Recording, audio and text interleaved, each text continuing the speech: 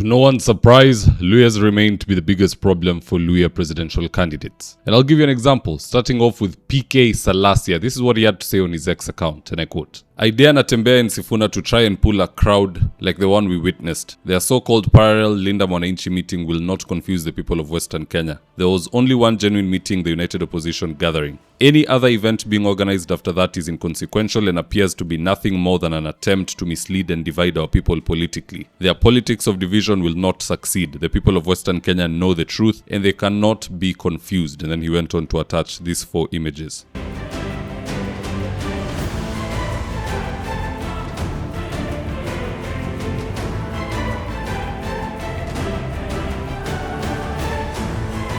And if you thought he was done, this is what he had to say on his TikTok account.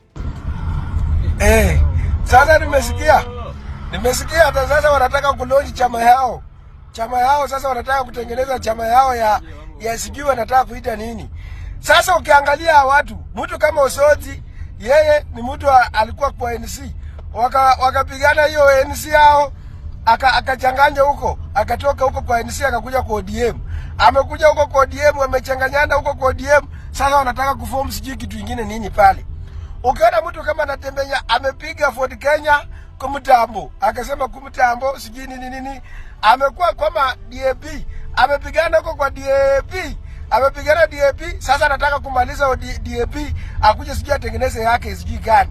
Ukiona mtu kama Sifuna ni mtu ambaye pia ako na kasumba zake, alisimama pale kura pale Kanduya kaanguka kuja hapa Raila akamsaidia. Now, besides being a local hater, I want us to explore some of the reasons why PK Salasya seems agitated by everything his Luya brothers do. And so with no further ado, let's get after it. Number 1, if I were to make an educated guess, PK Salasya has been dispatched by Eugene to capture the attention of Natembeya and Sifuna, so that Eugene can also be called to the table. And you don't even have to take my word for it, just listening to how many times Salasya keeps referencing Eugene Wamalwa in his argument. Roll the tape.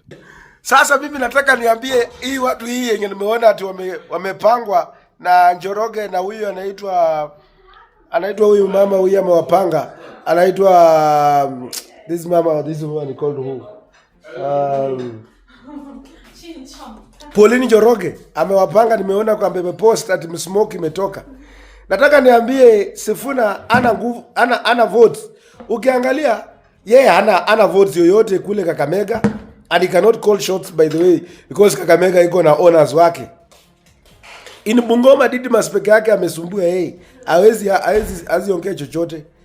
Eugene Wamalwa remains to be the topmost kwa United Opposition, ambaye anaenda kudeliver good kura za Waluya kwa United Opposition, whether being president, being deputy president, or being who in the United Opposition. So I want to tell Eugene delivered votes of Trans Nzoia to Raila.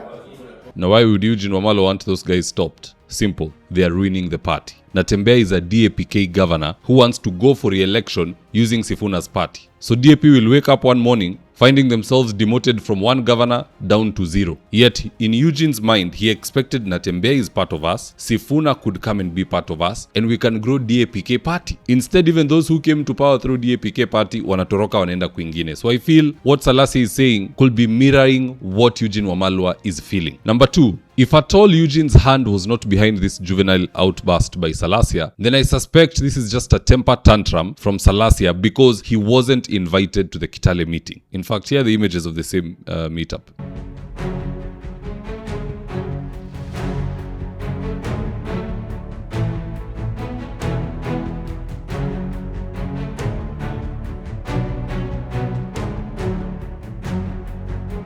Could it be that if Salasya was involved and invited and consulted, he would be praising Sifuna and Natembeya today? You know, fear of exclusion is a very real thing, and it is more magnanimous amongst leaders than any other group worldwide. Number 3, could it be that Salasya is likely still mad at the likes of Sifuna because of what Sifuna said about him on TV? And if you happen to have forgotten it, here's the tape. I can forgive Salasya for refusing to read this document and assuming Sifuna signed it. But I cannot forgive Professor Ojienda. Because, Professor, you are a lawyer. When you see people running away from a document, and that's the reason I have brought this thing here, because there's been a lot of nonsense being said about the contents of this document. And I wish, Trevor, you brought me on this issue alone, so that I can explain to you the contents of this document, so that people like Ojienda don't introduce things that are not there. You are a professor of law. Please don't behave like Salasya. Read the document so that you understand and explain to your people what it says.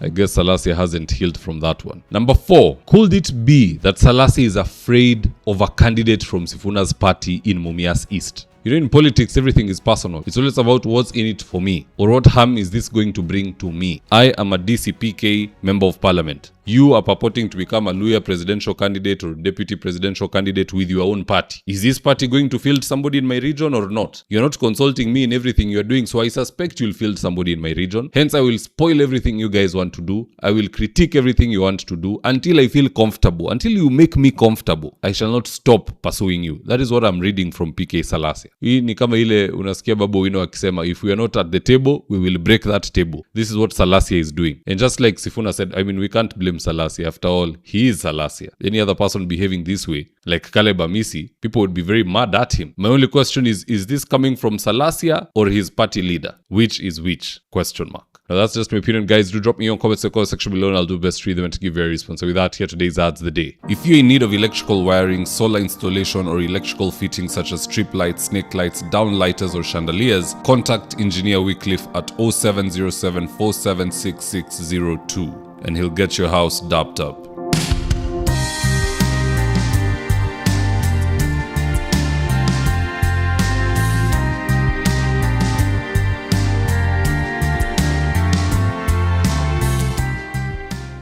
Interior design is one of those things you can't afford to get wrong. So if you're looking for experts to do your gypsum, wainscoting, paintwork, tiles, washrooms, and kitchen, reach out to Dhaka Living on 0706 026 218. That's 0706 026 218. If you're here for the first time, please go on and hit the subscribe button. And if you're watching for a different platform, just head on over to YouTube, search for hondavidwafula, hit the subscribe button. You're going to be getting a ton of content of this nature. If politics is something you're passionate about, this is definitely the one channel that you really need to subscribe to. Alright guys, adios.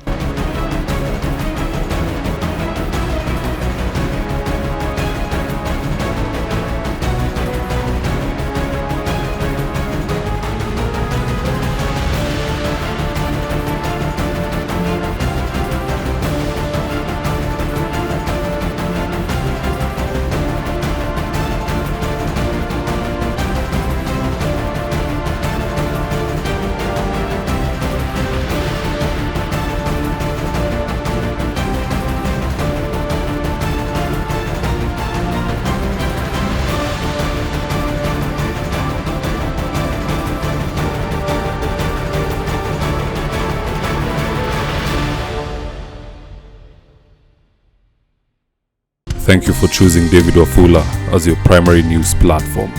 We put countless hours in research, recording, and editing. By showing up each and every day to watch our videos, you encourage us to generate more videos for the viewers. We are on a mission to inform, educate, and build a better tomorrow. To our thousands of followers in a world full of presidents, kings, and queens, you are the real gem. Adios.